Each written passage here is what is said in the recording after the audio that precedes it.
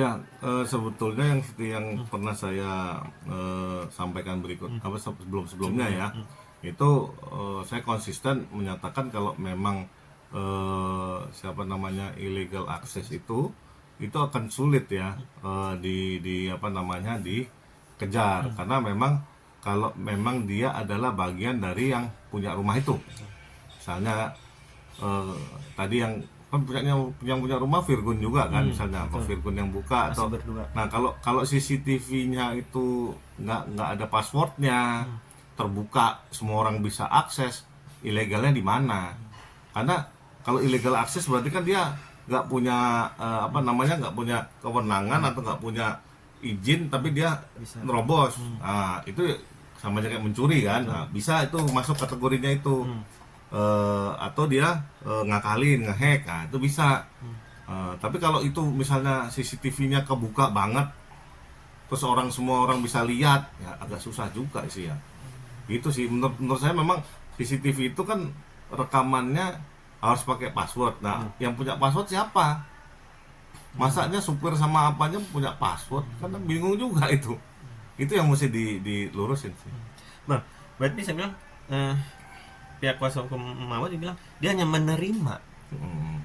Nah, tapi seperti abang yang bilang, dia penerimaan manfaat dari ibaratnya CCTV yang isinya ya video surveillance yang 2 jam. Betul. Ini gimana bang? Nah, kalau namanya kejahatan kan mens rea actus reus. Itu teori hukumnya begitu. Artinya kan ketika ada niat kemudian dilakukan sebuah perbuatan, itulah sempurnalah jadi perbuatan pidana. Jadi pidana itu harus ada niat dulu, kemudian ada perbuatannya. Nah, pelanggaran hukum itu kalau namanya illegal access, berarti dia niatnya ngapain nih? Jebol itu misalnya sampai dia nge-hack apa segala macam. Nah, terus dia mau ngapain? Jual ke siapa? Penerima manfaatnya siapa? Ya itu turut serta. Berarti Atau penadah. Mau? 408. mau bakalan kena Itu KUHP yang lama. kalau apa? Ya. Jadi kalau penadahannya bisa masuk, tapi jeratan itu kembali lagi ke nanti jaksa yang ngasih kalau memang ada kejahatannya nih ya, terbukti memang ada perbuatannya nih ya. Nanti yang ngasih CCTV itu. apa namanya? Itu apa? CCTV itu. Bukan yang ngasih pasal nanti si jaksa. Oh. Gitu. Ini yang ngepasin ininya siapa gitu loh. Karena memang kayak gini nih mesti dilihat yang bisa apa namanya kena siapa aja. Karena yang bobol itu si Pelakunya. siapa? Kan itu si Fulan misalnya kan. Hmm. Nah, yang jelas kalau memang si Fulan itu nggak punya hak, nggak punya rumah itulah. Nah, terus dia bisa ngambil itu kan artinya nyuri informasi. Itu nyuri sebetulnya. Nah, nyuri itu habis itu dia kemana? Mau jual atau mau apa? Itu di situ. Yang mesti kita apa namanya biar penyidik cari tahu tuh di situ. Nah, kalau dia dapetin itu nggak bayar, nggak mungkin juga menurut saya sih. Dia pasti ada ya dia kasih kompensasi pasti ada uang. Berarti dia beli barang curian kan gitu. Walaupun yang seperti kita pernah wawancara juga itu dijadikan sebagai alat bukti kan bang, Iya. Nah, sebagai dia pelengkap ibaratnya untuk memperkuat laporan dia kan. kalau alat bukti itu teorinya gini. Alat bukti yang boleh dipakai itu kan ketika ngambil alat bukti yang sah. Gimana alat bukti yang sah? Ada keterangan saksi, keterangan ahli, segala macam. Nah, ketika itu nanti yang menentukan sah atau tidaknya, itu nanti hakim bisa dipakai apa enggak. Tapi kalau polisi dia misalnya tuh dia nyolong apa segala macam, tapi di dalam colongannya itu ada kejahatan lain, yang di sini kan kejahatan lainnya, bukan nyolongnya kan. Gitu kan. Oke. CCTV colong. Betul. Nah, tapi yang kejahatan itu di dalam rekaman CCTV kan, bukan nyolong CCTV-nya kan. Itu bedanya di situ. Jadi polisi harusnya ya kalau ada delik-delik umum selain delik laporan, harusnya dia periksa. Soalnya kenapa lebih tinggi delik umum dong? Jadi kan zina ini kan delik aduan. Dan bisa dibilang ya seperti abang bilang tadi, ini sebenarnya kasus tipiring kan.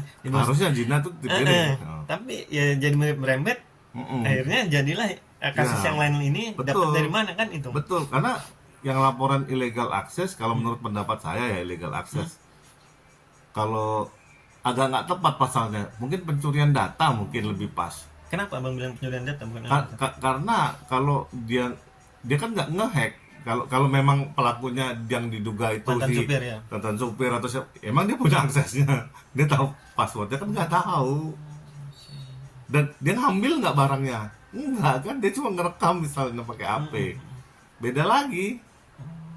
Jadi mesti didudukan dulu. Jadi jangan sampai netizen salah mengerti soal ITE ini, karena apa yang ada di pikirannya netizen kadang-kadang semua jadi benar. Padahal kan normanya itu nggak gitu. Jadi unsur-unsur dalam pasal itu kan yang tadi dia nggak punya kewenangan, dia bobol. Nah itu illegal access begitu. Berarti abang bisa bilang alat bukti yang dilaporkan Mawa di Polda terkait kasus perzinahan dan perselingkuhan suaminya dengan Inara itu tidak sah, bisa bilang. Oh, bisa dipakai, cuman nanti harusnya kalau memang sudah ditentukan itu hasil curian, nah polisi harusnya ngusut pencurian lah, karena pencurian kan hukumannya lebih tinggi daripada Perzinahan. Berapa Bang? dan delik umum. Pencurian itu sampai 5 tahun loh, apalagi di waktu malam dengan pemberatan ya. Nah, kalau nanti misalnya ya ini misalkan si Mawa dijadikan ikut turut serta, bisa bilang ikut turut serta ya bang ya, turut serta ibaratnya pencurian data tersebut, dan dia nanti akan bongkar juga siapa sebenarnya dalangnya, dia bisa ibaratnya nggak terlalu berat dong hukumnya, karena kan dia cuma dikasih dapat doang dari orang tersebut, dan di orang tersebut juga nanti juga pasti kan ada aktor intelektualnya kan, ibaratnya dari aktor darnya kan bang. Iya, artinya kan yang paling utama kalau ketika diperiksa sama pihak yang berwajib, kita harus jujur aja sesuai dengan apa yang kejadian yang sebenarnya, supaya nggak jadi simpang siur dan menghambat penyidikan, sehingga usut nih semua nih kan gitu. Karena kalau memang kita ditanya dibilang begini sama polisi, oh kalau kayak gitu kamu tuh salah, ya sudah Pak, memang betul itu perbuatan saya, tapi saya nggak ada niat buat ke situ, karena saya kan ditawarin kan gitu.